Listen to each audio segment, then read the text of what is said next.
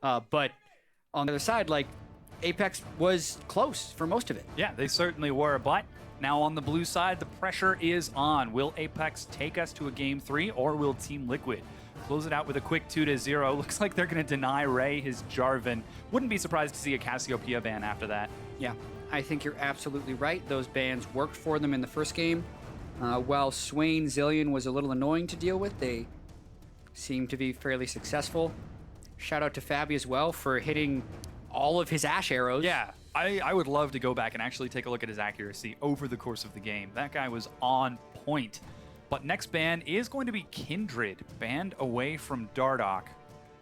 That's odd. I don't think Kindred was banned in the last game. There were no jungle bans. Yeah, and it wasn't picked either. No. So, really odd there for Apex. Remarkably odd. But, well, again, it's an adaptation. They're going to try to change things up in this. So, Cassiopeia, as expected, banned away from Apex, the only team to play it. But Apex now going to ban away that Ryze again, keep Phoenix off of those hyper-damaged champions. Didn't exactly work with Victor. Yeah, there's a chance Keen could lock down Victor fairly early. I think they were mainly going for a Vladimir pick. That could be why they banned the Kindred. They just kind of threw the ban away. They didn't want to do the same triple mid lane ban just because Vladimir would have been so fortunate to have fall through, but Team Liquid just doesn't let it happen. Throws the Vladimir ban in, no harm done. Might have been next on the tier list of bans. But first pick for Apex, denying Matt that heavy utility in Karma, but Dardoch is still hovering that Olaf.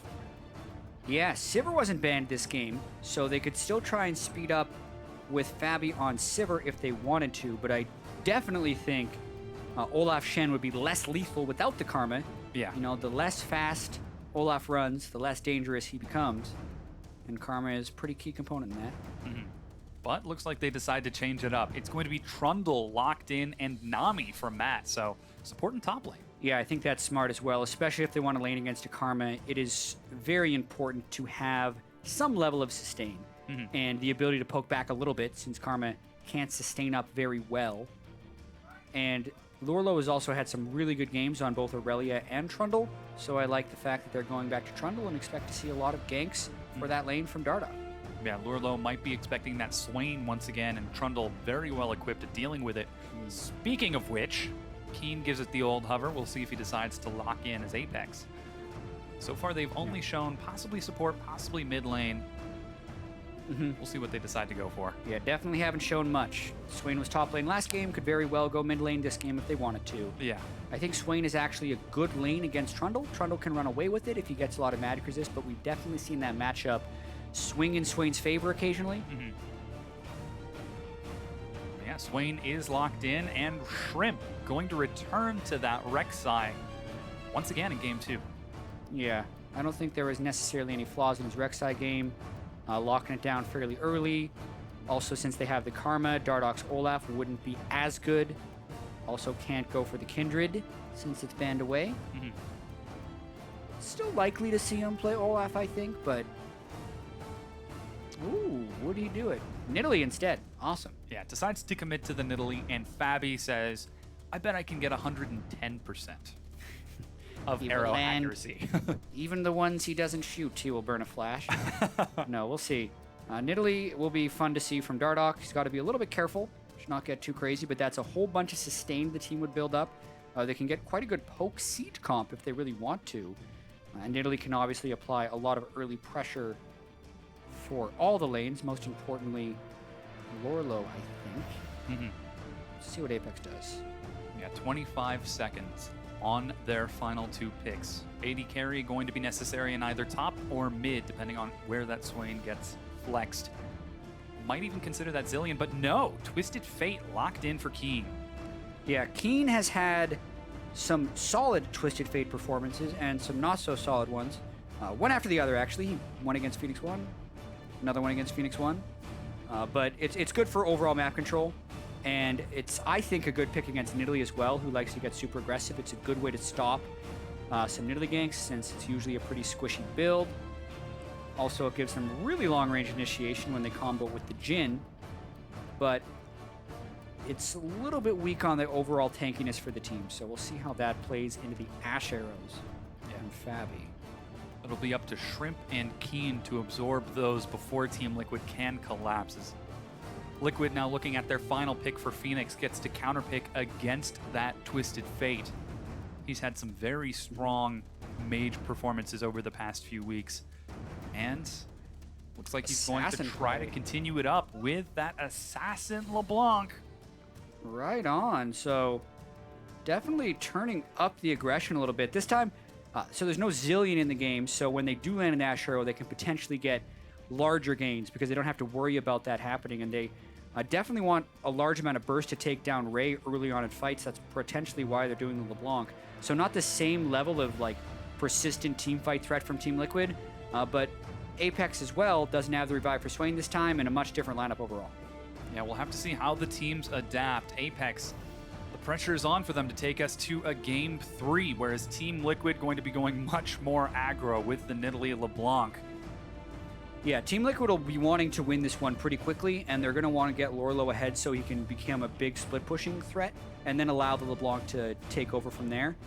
And as we mentioned, a lot on the line still for these teams. They're both tied at 3-3, have had ups and downs so far in the split. I'd say Apex has actually had the stronger-looking 3-3 start, only because Liquid started 1-3, and then beat some of the weaker teams last week. This would be one of their highest quality wins if they're able to close it out. Yeah, and we were talking about how important it is for them to get those wins early on because they needed the morale. Well, now it seems like they've got it. They're playing at a very confident level. Now, before we start Game 2, though, let us know who you think will lock in this game win using hashtag TLWin or hashtag APXWin as the players prep to load into the Rift. Are we going to an ace match? Or will Team Liquid take this game in a very early, very aggressive fashion? Yeah, I mean, and also, is Fabi going to improve to 3-0 as a TL starter, right? Yeah. Like, it's been quite a streak for these guys, and obviously, we haven't been able to talk much about the Piglet-Fabi back and forth, but I mean, Piglet said he was getting a little burned out, wanted to break. Fabi wanted to get his feet wet in the LCS, and, you know, if they keep winning, yeah, it's going to be a hard argument to put him back in, depending on if Fabi can continue to perform at this level. I'd say it's a pretty big confidence booster when you play in the LCS and you nail every single enchanted crystal arrow you fire in a match. So definitely some big performances. And we have now loaded onto the Rift for game number 2 between Apex and Team Liquid. We'll have to see if, once again, Team Liquid decide to opt into the lane swap as everyone starts off with some defensive lines. And in fact, Keen is following down on that bottom side. Might be looking for something a little bit cheeky. Yeah, they would always love to get an early summoner spell to make Shrimp's life easier. The flash on Burrow Gang from Rek'Sai is usually lethal if you burned a flash. It just wasn't last game. Yeah. Because he didn't flash at the right spot. Apollo gets a very deep ward, but is forced to flash as Team Liquid collapse. Why was it Ash that had to go and place that ward is the real question. Or sorry, why was it Jin to place that ward? Not a great start. They get the deep ward, so they'll get to see where Fabi walks past. That triggers to me that Apex would like to swap. Nami is such a powerful laning support. Ash can combo very well with that too. Yeah, look at that. They see Fabi in the ward and immediately path upwards. So if there was ever a question about who initiated the lane swap, it was Apex this game. This time, Apex decide to go for the lane swap. And on top of the ward, looks like Team Liquid decide not to start the Gromp. Not necessarily very safe without that much vision of Apex. So everyone heads back towards those lanes, and seeing the lane swap, Lorlo actually doesn't see anyone in his lane yet. He will only see Jin, as it looks like Xpecial is going to try to get some damage onto Phoenix. Yeah, it would be weird. Level 1 Karma Gank isn't exactly lethal. Ray, though, sticks around pretty long to try and get some CS. Gets 3 this time. Yeah, Lorlo's sitting at 4. Lorlo again, 1 CS lead. One step ahead, man. He's got this. Now, obviously, the laners will go back into the lane swapping duties. Matt doing a good job to delay Ray's recall. Yeah, just wasting his time as much as he can. But he was... Oh, wow. He's actually teleporting to the top side. Yeah, I mean, I can understand this. He was delayed anyway. Wants to help out with this early turret take faster. Realized his recall was interrupted. Wasn't going to be able to get there through standard means, so burns the teleport. Yeah, Matt. Bubble gank. Ooh, once It again. gets a flash. Wow, there's a teleport LeBlanc in the mid lane at level 2. Even if that bubble lands, I don't think there was kill threat on a Keen. And he was going to be forced to recall anyway, so... Now both summoners down on Keen. Multiple flashes burned already in the early game, so definitely some early edges for Team Liquid. Yeah, once again, very confident in this lane swap. We'll see if they're able to take an early advantage or if Apex will be able to keep pace. As double wards from both of the mid laners, Phoenix has learned his lesson this time. Drops it very quickly in that bush to make sure he's not going to be caught out by Shrimp going for a quick visit. And in fact, the blue buff is going to be gifted over to Keen. Yeah, relatively standard Rek'Sai play to give blue buff away very early on in the game. It can really help out the Twisted Fate in this matchup as well because it allows him total freedom in clearing the wave from beyond LeBlanc's engagement range. And as long as Phoenix is pushing the wave a little bit, like you can throw your wild cards such that it doesn't super push the wave. So really good to have it on TF early in the lane, and he's been struggling since he burned his flash. So I like that choice by Shrimp to give it away. Yeah, minor opportunity to equalize just a bit as Dardoch continues to hard farm in the jungle. On that Nidalee, just a little bit faster than Shrimp. And continuing to zone around towards that mid lane is Keen, as you mentioned, suffering a bit in the mid lane, down about 10 CS, but he should be able to catch most of these, especially with that blue buff. As everyone's just taking their time, looking to set up that double lane swap. Now Team Liquid are going to try to collapse onto Ray here. Yeah, Matt's still level 1. I would like to see him get a little bit from CS to at least get level 2, but technically I guess he doesn't need his heal for anything because no one's laning and taking harass. But even just getting the E to make his bubble ganks better because he can auto attack for a slow and then knock up, so he wouldn't even get the heal second. But nonetheless, Matt continuing to walk around as a little level 1 Nami. Yeah, you just saw both junglers in the mid lane. Potentially looking for a fight, but neither mid laner decides to commit to it. Even, as you said, Matt roaming up. Still level 1. Xpecial's level 3 right now. He's finally going to catch up and try to catch some of these minions, but with the turret going down, that could be a little bit difficult as this plays out. Yeah, so no big gains being made really in this lane swap. We saw some early flashes being burned, but Apollo's is almost back up all the way. Keen's is halfway. Keen has made it to magic resist land as well against LeBlanc, which makes the lane a little bit more manageable. Since he was able to get that early blue buff, he hasn't had to go double Thorns on TF. And honestly, the pace of Shrimp's farming has been pretty respectable when compared to Dardoch's Nidalee. Only about 4 down so far. He's actually going for the invade to catch up, spotted out by the Wolf Spirit, and Shrimp spots him out as well. So they tried a bit of harass in passing. Once again, first Drake, though, is Infernal. And currently, the duo of Apex is on that side of the map. Yeah. It would be very good if they could rotate to it right now while they still realize Team Liquid is recalling away. They would sacrifice a little bit of turret damage, but technically they have the window to do so. But there's a ward inside the pit for Team Liquid. Yeah. And Nidalee Spears are very threatening, so they decide the conservative route. They don't try and force it. Would have been very difficult to take. But they don't even try. Yeah, so again, dead even between the two teams. Apex, once again, playing the patient game. As Dardoch invades Shrimp's jungle to deny him just a bit. Dardoch's going to see. Oh. Doesn't quite get the last hit as Phoenix continues to farm it up. Minor CS lead, but Keen, as you mentioned, safe with that Negatron cloak. And things are nice and calm in this match so far. Yeah, Dardoch really just trying to keep his pace up. He's gone Hunter's Potion on the Nidalee, which will allow him to spam even more mana in the jungle. It's also more likely because he probably wants to give Phoenix blue buff in this matchup. A lot of times Nidalee could just not go Hunter's Potion, take blue for themselves, and be fine, but the early investment kind of tells me that he's going to be giving the buffs away to Phoenix. Oh, bit of trading in the mid lane. Phoenix gets chunked out. Here comes Xpecial. Lands the mantra, but Phoenix just fine. Takes some harass. And continues to wait it out. Yeah, Dardoch runs up to heal him. The lane splitting continues, actually. Beyond the normal lane swap duration, which is actually a little bit curious.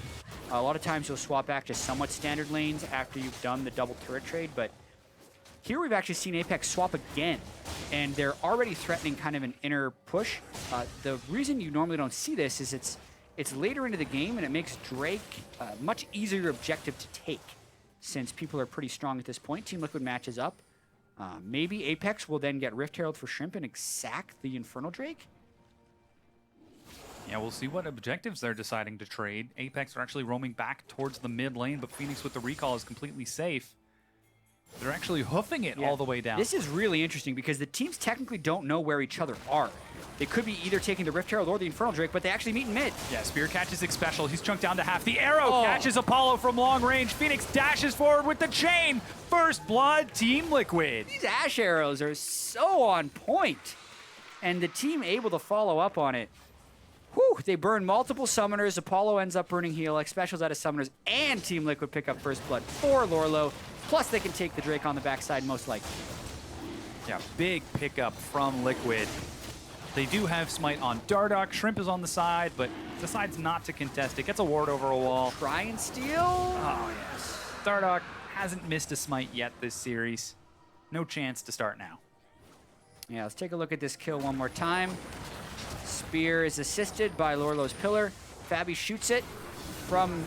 And really, it technically went over the pink ward, so Apollo could have had a chance to flash it, but the angle that he did it actually was really difficult because it would have been hard to get there and get over to the turret. Either way, just another bullseye from Fabi. Yeah. Very good lead. Secures that first kill for Liquid. Minor gold lead so far. Phoenix going to try to clear this out. A lot of members of Team Liquid. Gets a good juke, but heads right onto Shrimp, who's going to flash, knock up. Gold card locks him down. Keen gets a kill in return. Nice job by Shrimp. They don't even have to use the Twisted Fate ultimate, and they get that kill. Phoenix has gotten really aggressive in a harass and wave clear pattern right there. And Apex is able to turn it right back around and punish them. Now they're going to push on the mid lane. Not much wave clear here aside from volley. Yeah, not going to get too much damage in this lane, though. Just evening it up right back in gold while allowing Ray to continue to freeze and build up towards that huge Swain we know he's shooting for. Yeah, got to be careful of the Ash Arrow. Definitely for Apex when they're trying to set up these turret sieges. Still no cleanse on anyone. At least X Special can get him a Kales a little bit earlier than he could on Braum last game. And yeah, I agree with that freeze. The longer this happens without Team Liquid making a big play, the better it will be. Looks like the freeze is actually broken, though. Yeah. Ray finally going to start shoving this out just a bit. Might be looking at big objective. Currently sitting on 800 gold, so we can't afford that Rod of Ages. Convenient timing for him. However, Team Liquid currently grouped up around the Rift Herald. They've got a lot of wards looking for some vision. Dardoch once again with the Smite Stone. Yeah, able to get more wards down. I think he's going to try to toss the long-range spear, maybe? Nah. Long range onto the Gromp for more farm. Yeah. True weight of Nidalee. Although really, Shrimp CS is very high in typical Shrimp Rek'Sai fashion. Not letting himself get outpaced by Dardoch's Nidalee.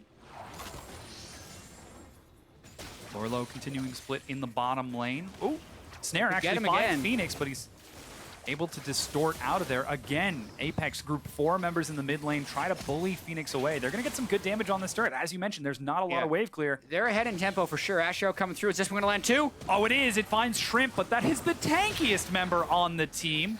He's chunked down to half. A Snare finds Dardoch. They're going to drop the Never Move. Bullets find Phoenix. Is he going to be able to get out of this? They might just try to turn it onto Matt instead. Level 4, and he gets out of this. Apex make the decisive call and take down the mid-tier 1. Exactly, and that goes beyond just the call to go mid lane. It's because they had such pressure building up in both the top and the bottom lane. So before Apex actually decided to go for mid lane, they got to see 3 members of Team Liquid shown on the map about as far away from mid lane as you can think in the side lane. So it makes their group up much more favorable. They landed some nice harass on Phoenix, and then just go for it. It also meant the collapse was a little bit slow for Team Liquid. By the time they landed the Ash Arrow, Apex had all 5 people there, so it wasn't a pick. And like you said, it was on the tankiest member. So despite the Ash Arrow hitting, not a successful shot, and Apex take a small lead. Yeah, bit of a sweet and sour moment. Ah, yes, I hit it. Oh, no, on the wrong person. Yeah. I mean, in that situation, it's not like the Ash Arrow can really do much because the whole team is there, and Team Liquid's whole team wasn't. So it's not a fight you want to initiate on. Bit of an optimistic play, but they tried to turn it back around. And Team Liquid now actually down in gold as the turret advantage is in favor of Apex ever so slightly. It's still just about even across every lane. We're seeing minor CS leads for Phoenix and Fabi as they try to answer with a bit of damage back on the mid-tier 1, but Apex are going to be able to answer back soon. Yeah, I think so, and we still haven't even seen a Twisted Fate ultimate, which is rather interesting. The side waves have been pretty well prepped by Apex throughout this game, but if Team Liquid ever try and get control of that, they're going to have to worry about the TF. Another one! Another one, stacking the bubble. They burst down Keen. Can they kill him in time? He's so low with the Ignite burning. Fabi, flash auto kill secured. This is actually insane, how many Ash arrows in a row Fabi has been able to land. Lorlo is chasing Ray down right now. The Subjugate is still giving him some stats. He has the Chomp ready, but Ray is out of mana. Oh, he's going to try to chase him down. Flash, it's answered. Dodges the Tiamat proc. There's the Pillar Shrimp. Oh, can't make it in time. Solo kill for Lorlo, but he's going to end up trading his life back over. No, Dardoch. Dardoch is there. Dardoch was there, collapsing down, following Shrimp, so it's pretty much just the solo kill, and Team Liquid got to continue pressuring mid lane, but now Twisted Fate ultimate. Keen is back. Oh, he's immediately caught by the bubble. Snare. Oh, doesn't even land onto Fabi. Keen's trying to catch up. The card falls off. Fabi still takes some big damage. Shrimp even misses the knockup, but Apollo secures it. Fourth bullet shot there from Apollo. Nearly great escape with the bubble, but Fabi got tagged by a few too many slows throughout that whole retreat. Big thing there, though, is the solo kill from Lorlo onto Ray. You can see it forces him into Ninja Tabi by early. Yeah, down 25 CS with only the Tiamat and Spectre's Cowl still able to get the solo kill. Definitely bodes well, but 15 seconds until that Cloud Drake is up, and we're seeing some big buys out of Team Liquid. Yeah, Abyssal Scepter Source for Shoes keeps the burst up fairly high for Phoenix. He's going to want to get level 11. When he does, he would be able to kill X Special from 100 to 0 with basically 3 spells. Apollo, I think he would need a full combo to kill, but that is a very high damage, high penetration early game build. Now you can see Apex are prepping for that dragon, trying to drop some vision. It is a Cloud Drake. Definitely going to help them chase down Team Liquid if they ever find the opportunity. And as for, they decide to start it off. Dardoch recalling means Team Liquid cannot fight it. Yeah, so definitely a pressure advantage building a little bit for Apex despite them being a little bit down in gold. They have the waves in the right spot. They can invade to get a little bit of deeper ward coverage, and really they're just having to be fearful of Ash Arrows and LeBlanc picks, because if they stay grouped up together with the Swain and the move speed addition from Karma, they're keeping themselves pretty safe. Yeah, they're going to get some chip damage on this bottom tier 2.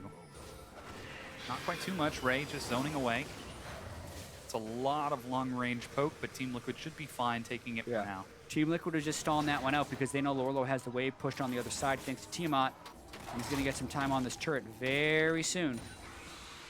Got to be careful, though, right? It's against Direct Side and Twisted Fate. Yeah. So even if you saw where the team was, Apex can get on him almost immediately. Shrimp Void rushes, and Lorlo says, you know what, I think I'm going to fight him over this Gromp. Yeah, this is dangerous. King could get him, but Phoenix is going to try and help out. Yeah, they decide to let Lorlo off with a warning. In fact, he did use his Subjugate, which is a pretty big cooldown, so looks like Team Liquid are going to trade for that Rift Herald as 4 members group up. They're going to burn through it as quick as possible. Phoenix running zone in the front. It doesn't look like Apex have any vision that this is happening. Prepping for the bottom means that this was wide open. This is huge, actually, for Team Liquid, and Apex will know that just as well as, probably better than most people as well, because they were one of the first teams to heavily prioritize the Rift Herald in North American LCS. And Lorlo already being 2-0 against Ray will now be empowered by that buff until 37 minutes into the game. It's going to be huge for Team Liquid's split pushing ability. Yeah. Definitely very important for Lorlo to continue up. He was down 2 levels. He was down in items. He was down in minions. Now he's up a level. He's almost even in minion. He's got those kills. Lorlo is going to be looking forward to this one-on-one if he can ever find Ray around the map. Who's currently heading towards the top side. Might be looking for Fabi. He's found him. There's no flash. Can he get the kill? Teleport coming in. Oh, the Crow is not quite enough. They're going to try to turn and collapse. There goes the Twisted Fate, Destiny, and Gate. Curtain Call zones Team Liquid away, and Ray zones Team Liquid off. Yeah, Fabi, while he's had tremendous Ash arrows, has found himself caught out of position occasionally. Luckily, it doesn't cost him his life there, but it does cost Team Liquid a whole bunch of map pressure. They had to use their teleport as well as pretty much all of their ultimates to get up here. Oh, Phoenix, though. Misses the damage onto a special, but the pillar locks him down. He drops right quick to Dardoch, who continues chasing. Beatrice provides a lot of slow. Shrimp's got to be careful. He has no ult. Yeah, trying to keep him locked over the side. He gets locked down. He's dropped solo. Subjugate comes back up, and he's able to heal enough in time. On the far side, Phoenix is able to drop Ray, and Team Liquid continue to chase as Apex are forced to flash to escape. Wow. Pretty much perfect timing on Lorlo getting his ultimate back right up there. Can't help but smile after that one if you're him. And yeah, Xpecial caught himself in a pretty bad situation right there. Needs to be able to position better. He's had these games where he's been great, and these games where I kind of wonder, like, well, why are you down there, Xpecial? I think he was going down there to vision, but it's one of those times where, like, if you see the enemy there, then you don't want to be there, so you probably shouldn't check. Especially when that person is a LeBlanc, 5 levels ahead of you, full items. Exactly, jukes the skill shots, but then Lorlo's able to stay alive on the backside. Phoenix as well flashes for another kill. Hopefully trying to snowball this game. Looks like he's going for Morella Nomicon next. That is some real early game power. Phoenix gonna hope to take over this game on the Blanc. Team Liquid now 2,000 gold ahead, up 3 kills. Swain's bird is just everywhere. Beatrice is omnipresent. Yeah, I mean, isn't that the purpose of the nightmare? It's true. Just this bird constantly just all the time. That would be quite a nightmare. Oh boy. At least it's not knocking on your chamber door. 20 minutes in, Team Liquid now group up in the mid lane. Might be looking for that tier 2 as they've got all 5 members. Apex not quite able to respond quick enough. There's a lot of damage on this tier 2. There goes the never move. Yeah, they're trying to zone him out. Long range engage with the curtain call, but they can't lock Phoenix down, or Liquid down. It's really interesting what they're doing right here. It's like they're using the Twisted Fate ultimate and the curtain call kind of at the same time. Maybe just hoping to line something up, but we've yet to see Keen try and go in since they've never had that opportunity. And he's also going for a Lichbane build, which gives him less of an ability to just kind of go into a bunch of people because he's not rushing Zonias, and is more about split pushing. But I don't think they're going to get split push priority with Lorlo's Trundle in the game. So the options are actually a little bit lower for Apex right now. It's almost like the TF ultimate is just there to give Apollo more vision for curtain call. That was the old school Nocturne strat. You take Clairvoyance so that you can engage on people across the map. Yeah, when you don't have wards to see where they are. Yep. Ah, I got you. Now it's just blue trinket. Yeah. Easy. Now everybody has it. Wasn't a great strategy. Didn't work out too well. But speaking of strategies, Mountain Drake is an important thing to take. Very important for these team strategies. I tied it together. I got there. Very nice. Coming up in 25 seconds, seeing some recalls once again out of Dardoch and Fabian with 20 seconds and Apex right around the pit. Apex could try to rush this down. Yeah, they could try and rush it down, and they have some vision of the objective itself right now, but I think they just have such limited vision control around their base that it would be very dangerous for them to go checking around that area, especially knowing the power of Phoenix in this stage in the game and also the fear of the Ash arrows. So this actually sets up Team Liquid for a pretty decent dragon attempt if they want to. Yeah, they clear out vision in the river. They've got Lorlo split pushing in the top side of the map. Actually sitting outside of vision right now to make sure to play the one extra little bit of a mind game. You don't know where I am. Am I here? Am I there? And then he shows himself. So Apex, they're now grouped up. Phoenix and Dardoch are going to spot this out. He's going to try to... Whoa! Xpecial, no magic resist. Can't be checking brushes like that. Oh, but they have caught Phoenix. He's going to be locked down and destroyed. The arrow still finds Keen, though. They just don't have enough follow-up. Matt eats the slow. He's got his flash as Shrimp tries to catch up. That's a late teleport from Lorlo as Dardoch tries to keep the rest of Apex split. Shrimp is going over the wall. He might have gone too far as he drops Dardoch, eats a snare, and goes down to Keen. Turns into a 2-for-2. Phoenix isn't able to retreat in time after bursting down Xpecial to get to complete safety. And then, yeah, like you said, a very late and pretty ineffectual teleport from Lorlo. They basically secured the kill on Shrimp with no help from Lorlo at all. So watching this one more time, like Xpecial just walks towards Ward, and they knew that was dangerous. That's why the Twisted Fate ult was coming in. So Xpecial just needed a little bit more patience, but then because they had the Twisted Fate ultimate, they had tagged him with the shot, which allowed the Jhin to root him, which allowed the rest of Apex to catch up. And then watch this as Shrimp continues the dive on, and the teleport comes in from Lorlo. I thought Lorlo was going to go straight for Apollo after this, but instead he just runs up the pit, and the gold card ends up killing Dardoch, and Lorlo does nothing that whole fight. Yeah, not a very worth trade. Just going to get some minor gold for Team Liquid. But what worked for them so well in game one was taking these tiny kill leads and turning them into objective. Now it seems like that's what they're going to try to do, as they've got 5 members on this side of the map. Yeah. Ray has a teleport of his own. And Team Liquid need to continue to be decisive. It's what's improved them as a team, and it's Dardoch's call right now to go for the Drake. But Apex is going to be trying to stop this. It's getting low. There goes the teleport. Mountain Drake secured. Shrimp is in the front along with Ray, as the tanks should be. The arrow misses the first one. The streak is broken. Yeah, quite unfortunate. Lorlo with no mana has to back away. Ray is going to continue to provide chase. Keen drops the Destiny. Matt is split off. This is almost certainly going to be a free kill for him as he locks it down with the gold card. Snare actually misses. Matt might get out of this. Finally. Kills must be earned. He pulls out another card right there. Yes. Team Liquid do get the Drake, which I think is rather important, but Apex still not out of this one, right? Like, both these games have followed a fairly similar pattern where Team Liquid are the ones being relatively decisive, getting some nice picks, seeming like they're kind of ahead of Apex, but then... Oh, the auto attack! And Phoenix is also crushing people in both games. That's another common theme.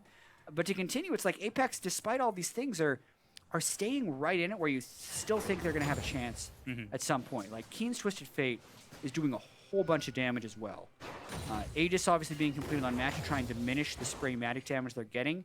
But, like, late game TF is one of the most formidable forces in the game because he can one-shot 80 carries with a stack deck, gold card, wild cards. And the 80 carry is just gone.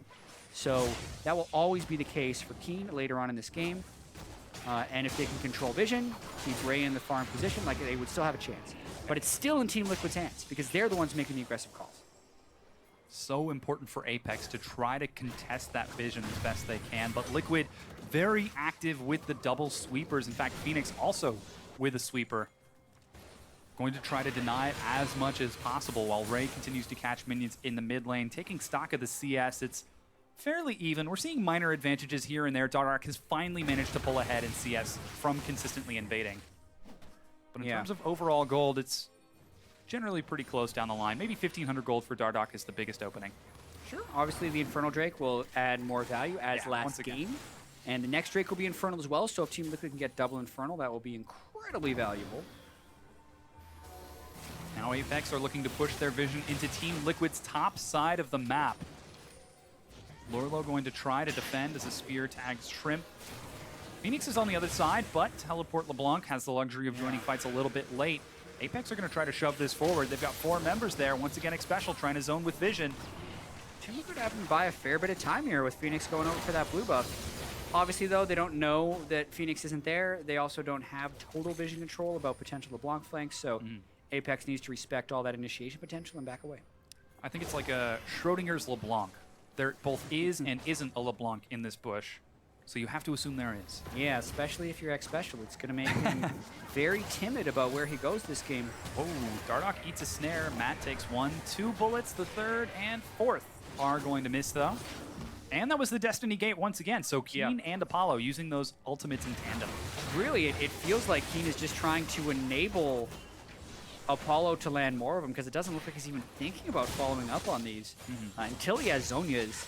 For now, he's just going to continue to try and wave clear. He's got a big wave stacking up bottom. Yeah, he's going to be able to catch these minions. Lorlo's on this side of the map as well. We'll see if anything opens up over there as the rest of Team Liquid continue to split the map, wait out these objectives, and not let themselves get picked off by this long range from Apex, and continue to contest vision over and over. Whoa! All right, never mind. Yeah, I mean, as much of a duelist as Trundle is, Twisted Fate gets to stun you every 5 seconds, so it's really hard for a Trundle to duel a TF. Under a turret? Yeah. I'd take those odds. I mean, that's the TF mantra. Something about being a gambler? Yeah. Take the risk. He's got the stacked deck. But There we go. Team Liquid are going to send a couple members to the top side. Apex respond appropriately. Don't take any damage on the tier 2. Lorlo is split pushing though, and neither Keen nor Ray are answering. Yeah, Keen had teleport, decides to stop wave clearing, and Lorlo stuck around. So good map play by Lorlo, maintaining presence in that lane. Knew he had the teleport the whole time and gets a turret as his reward. Yeah, free tier 2 for Team Liquid as Apex respond correctly on one side, but not correctly on the other. That's like a multiple part question. I got the first answer right, but the second one, just off. And Apex has been doing a fair bit of that, where they have the right idea sometimes, or they have the right team composition, but they're just a little bit off in some parts of their execution. And some of that could happen from, it's a tired storyline, but the language barrier. They have Ray, Shrimp, and Keen. They're doing a little bit of translation. There's some broken English there as well, going between the whole team, and they seem a little bit desynced from what Ray and Shrimp want to do and from what the rest of the team wants to do. Whereas Team Liquid definitely feel more synced up. Yeah, Team Liquid have been moving as a unit very cohesively over the course of these games.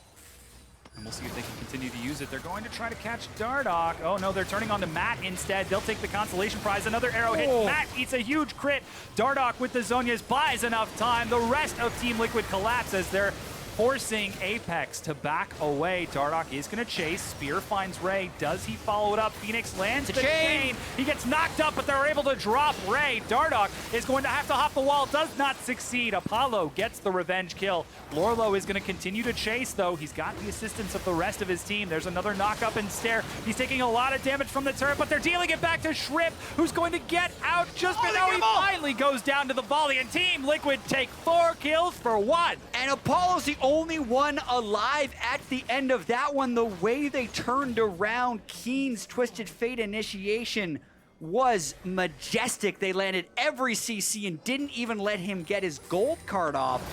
So watch this one more time. Apollo doesn't get the first kill, and they try to go for Matt, but just everything hits Keen. He can't even get his gold card off. Bubble, Tidal Wave, Ash Arrow is just all thrown in.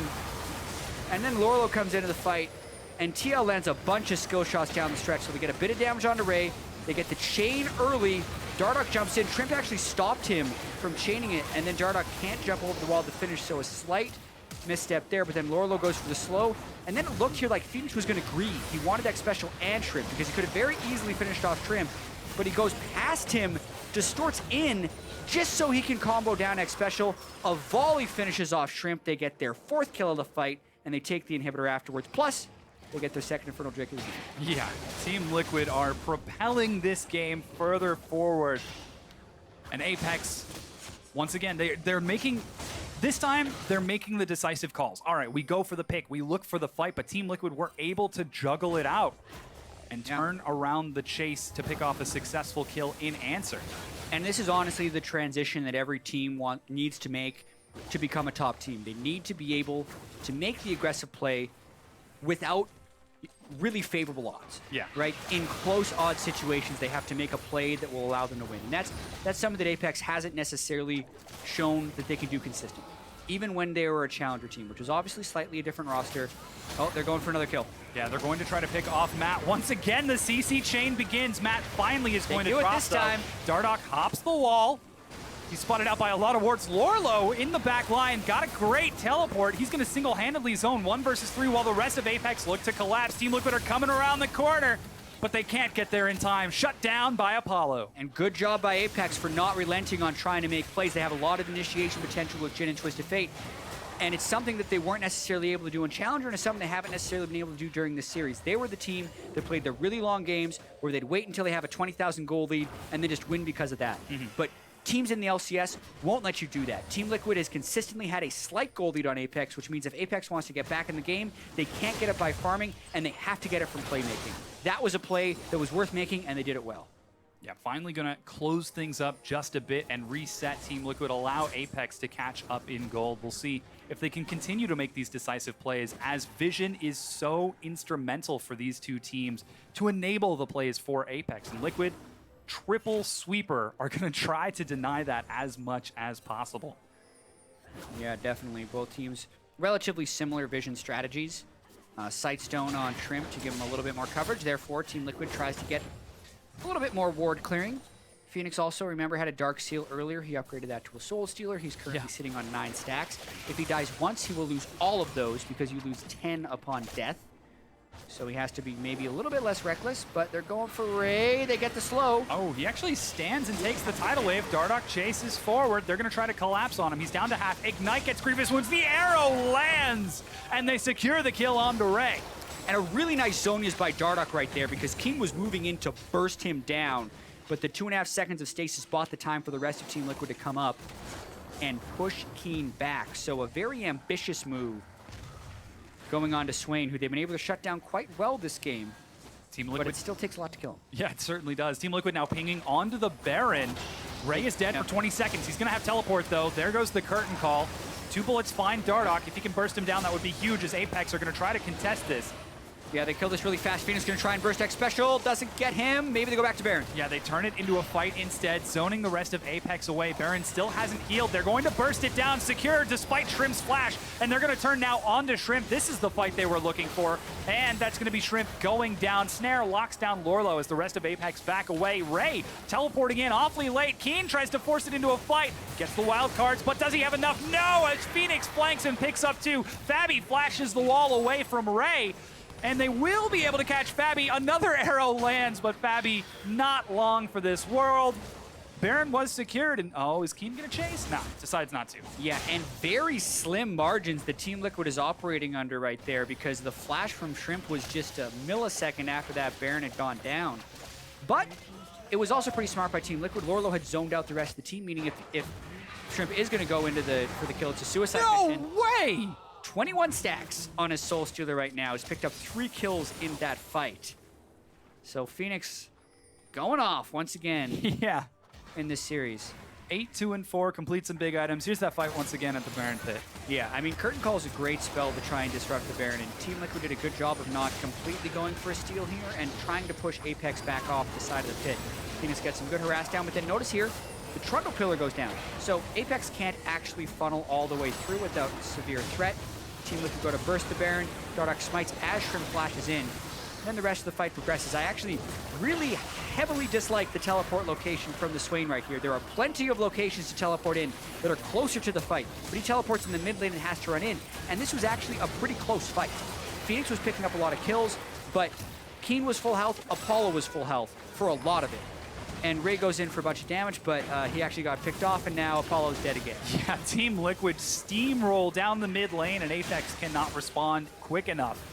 Apollo dropping means that it's 5 versus 4 with Baron still on Dardoch and I believe Dardoch and Phoenix for the next 90 seconds. And Phoenix has arrived. That's a 25 stack Soul Stealer with the death cap completed, so he has all the AP multiplication going on right now. Baron buff up means more threat.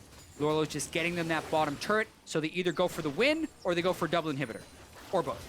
Yeah, they've got 5 members now. They're actually going to look for the win as the Nexus turret gets shredded before Apex can respond. Lorlo tanking in the front. Phoenix hops in, but the Nexus is already dead.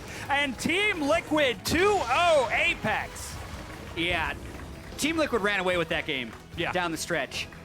And a lot of it was just their focus around the objectives and their communication, because they were pushing Apex into making these decisive moves, which they weren't necessarily able to make, and Team Liquid come away with a solid 2-0.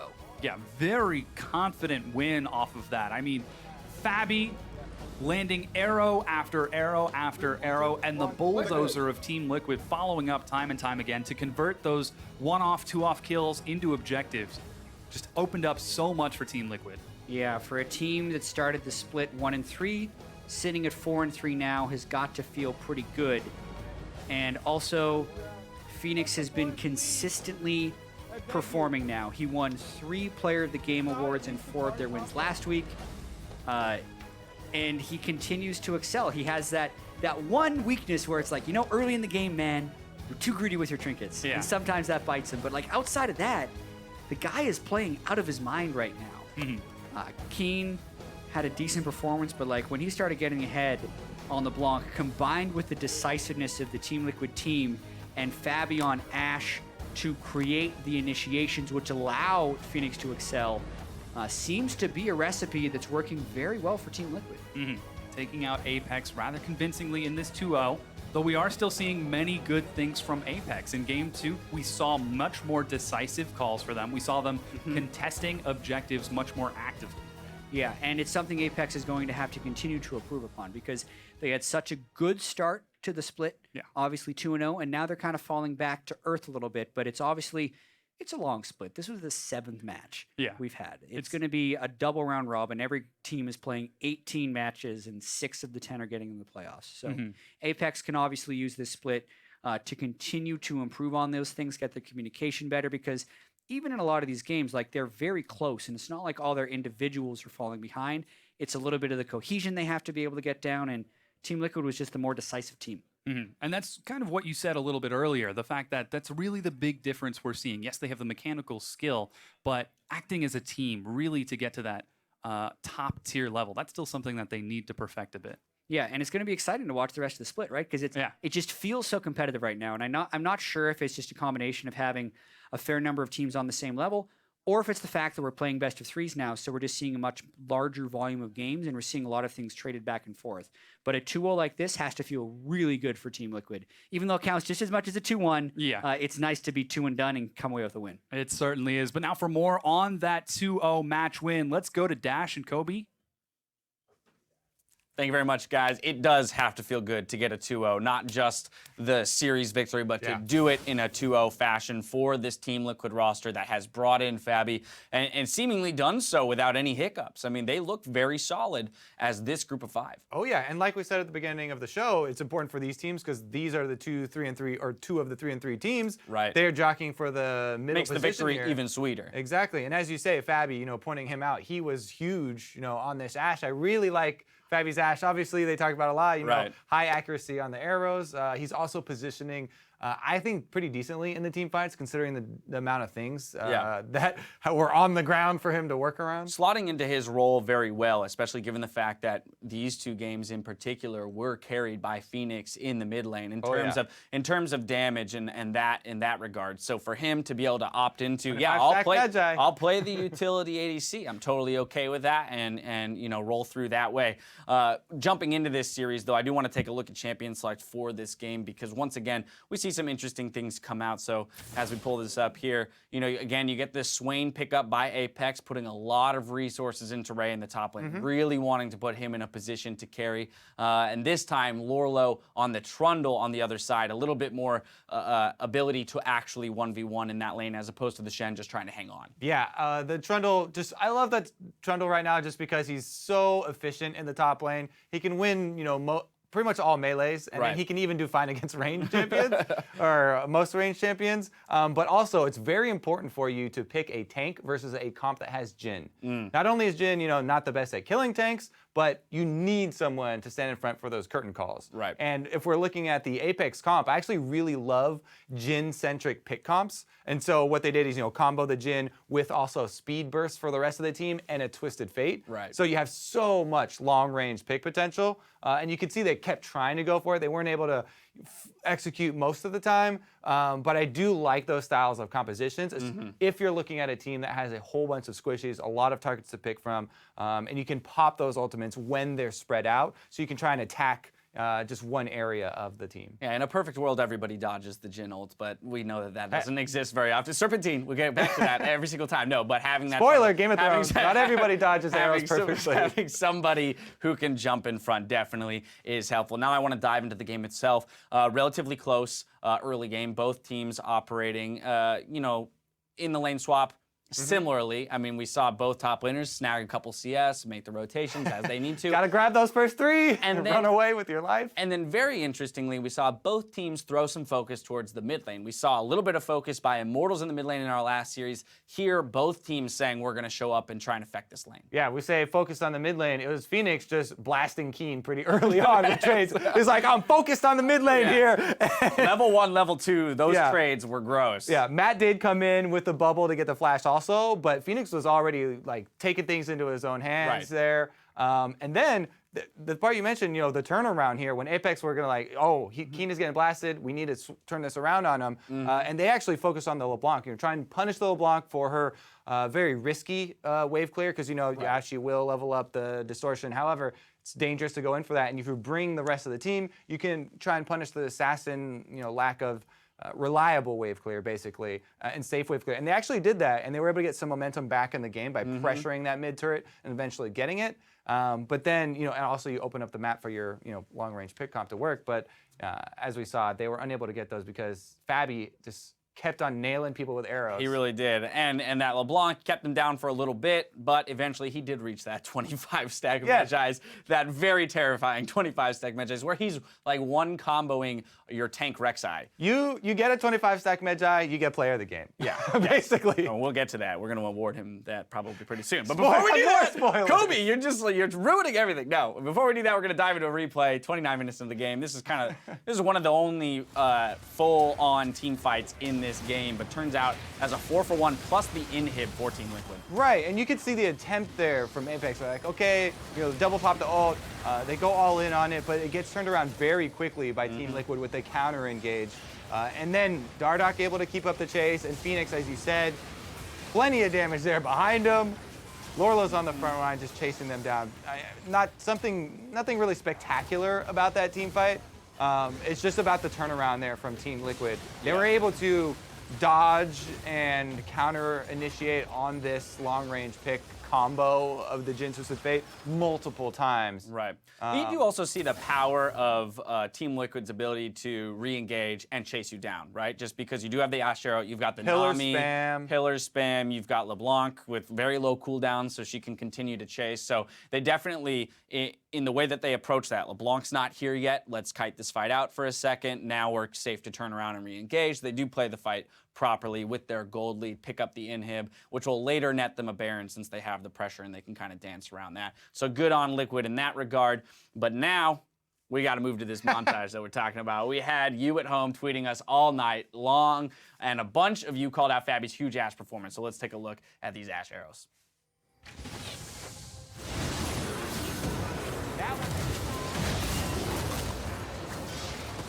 There with the team, or not Phoenix, but it was Keen. Keen was standing there, and he fully completed his recall. Yep. No, but yeah. absolutely insane accuracy, as Kat was saying. In both series, too. It's not just this one, although the clips are pulled from this most recent game. And to me, not only is it the accuracy, but you also have to say, the important thing about Ashe is positioning yourself like a sniper, in the fog of war, trying to get into a position where they can't see it coming. Right. Because especially on this low ping, especially these pro players, they will dodge your Ashe arrows if they see it coming, even if there's a ward in between. You can't account for all the wards, but getting yourself into a spot where you can set off that sniper. You know what's funny is one of the few Ashe arrows that he missed was the one near the dragon when all 5 members of both teams are staring at each other, and then he field goals that one from I don't know, 1,000 range or something, but he's hitting all these cross-map ones, and it's kind of your point, where when he does position himself correctly and shoots it in a way that the team isn't going to get advanced notice of it, he has incredible accuracy. Either way, wonderful to see him perform on that champion. Now it's time to move to player of the game, which is going to go to Phoenix. Ooh, 10. Surprise. 10, 2, and 4 on LeBlanc. Once again, just putting up huge numbers, and the 25 stack Magi's, as you said, is just kind of the cherry on top there. Yeah, I mean, and there were, some mistakes by him, but there were a lot of really big plays for him, and taking out someone without any cost at a lot of turns to be able to get a man advantage on the map really helped him out. Fabi gets his montage, Phoenix gets player of the game, another 25 stacks. We also have to do the honorable mentions for this team as well. That's true. Because I have to say, Lorlo stepped up. He's been getting a lot of flack. The Shen game was great. This series was really good for him. Yeah. I mean, when we were looking at the first game, we're looking at Dardoch. I mean, he's been a rock, and playing that Olaf, being terrifying. Yeah, Lorlo in the top lane on the Shen performance was great. Trundle in this one soloed out the Swain at one point. So. Even Matt's bubbles there on Nami. He had multiple times where he chopped the bubble. Perfect timing on that Twisted Fate ultimate coming in. So everybody gets... I was going to say, so what we're saying is Liquid looks better, no? Yes. I mean, if we're going to close out our thoughts on this series, for Liquid, it definitely looks like these guys are improving. After a rocky start, bringing in Fabi, Dardoch returning to the lineup. Here we go. We're starting to look a little bit better and maybe making a case for running into that top tier of teams. Apex, though, what are your thoughts there after they do get taken down a peg in the 0-2 loss. Yeah, exactly. I mean, they do fall down a little bit. You know, they drop in the standings. It is a 2-0, so that's going to sting. But there were moments of brilliance from them, or there were at least moments shining through where they had, you could see their strategy, you could see they were focused. It's just, it's not quite all coming together. Their calls are, you know, you can see where they're going with them, right, but the execution maybe is not quite crisp. You know, not all 5 members are quite on the same page maybe, you know, and then we have to speculate what are the reasons for all these different issues, and that gets difficult if we can't listen in on the team. That's very true. Well, not quite as clean as it needs to be, but still sitting at 3-4, not an awful position to be in just the beginnings of week 4. With Friday's games wrapped up, let's take a peek at the updated standings. TSM, Immortals, and Envy are standing over the competition in the 1 through 3 slots. 4 win teams, Cloud9 and Liquid follow. APX is in 6th place with CLG, Energy, EchoFox, and Phoenix One rounding out the table. Now for a look at the matches headed your way through the rest of the weekend. Tomorrow, we're back on that dual stream life with great games out of the Battle Arena, including Immortals versus Liquid. And on Sunday, the Battle Theater hosts our match of the week. Tune in to NA LCS 2 for a clash between 2 teams at the top of the heap, with Envy taking on TSM. And tickets are still available, so head over to lolesports.com/tickets to join us live for all of the weekend matches. Kobe, as we look forward to that match of the week, what are your thoughts? I mean, TSM has looked unstoppable, but Envy, if you're going to pick a team, might be one of the few that can make a run for it. Yeah, I mean, I can't bet against TSM right now. Okay. With what I've seen in this season, you know, you want to root for the underdog. You want to be like, yeah, this is the new team in the league, right? It's crazy that one of our new teams is even in the top 3, in the top 4. So Envy definitely are looking really good right now. But I can't vote against TSM right now. They've been too clean in their victories. Yeah, TSM has looked phenomenal, but Envy, I mean, they've made a good run against the likes of all the rest. Well, beaten 5 teams, made a good run against Immortals, so it should make for an exciting series nonetheless. Though that's going to do it for us today. So for myself, Kobe, Azael, the casters, and the entire live broadcast crew, thank you for watching on Friday night with us, and we'll see you tomorrow.